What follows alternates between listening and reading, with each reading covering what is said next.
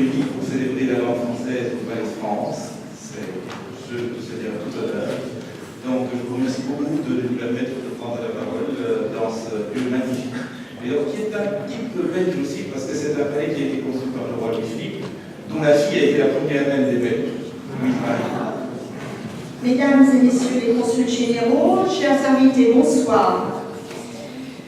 Pour aller droit au but, je dirais que la langue française est comme le football.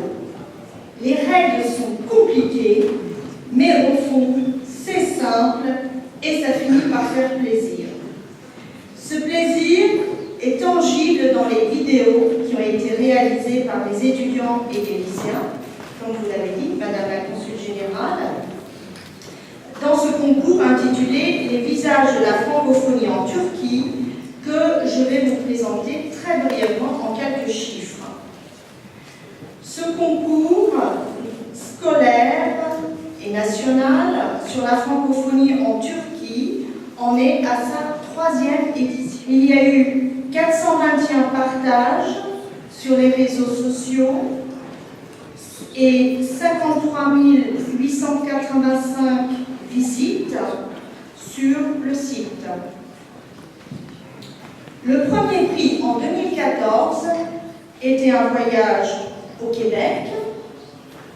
En 2015, un voyage en Tunisie.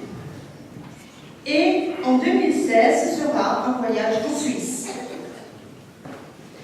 300 invités sont aujourd'hui au Palais de France pour célébrer la francophonie. Et nous adressons à tous les acteurs et actants 1000 merci pour leur coopération. Le foot pour les enfants d'Afrique.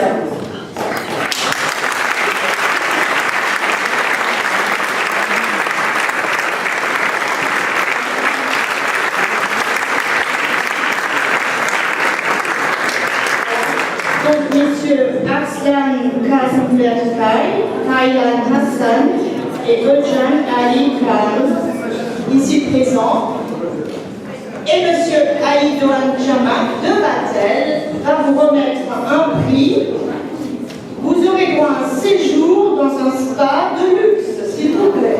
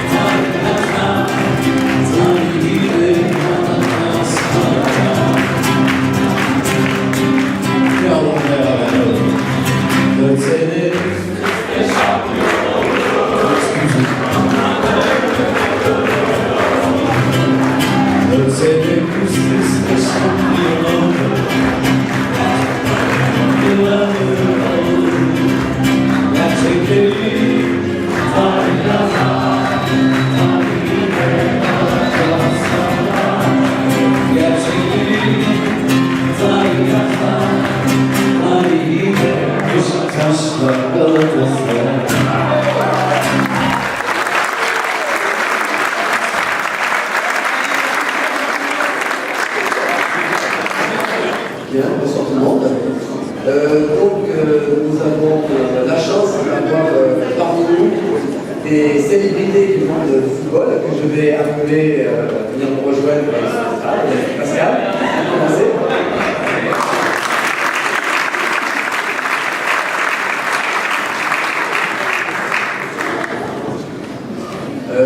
Laurent, si tu peux nous rejoindre.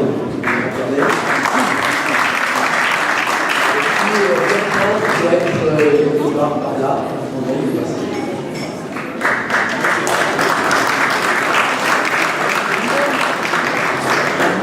Alors, je vais vous présenter ces personnes.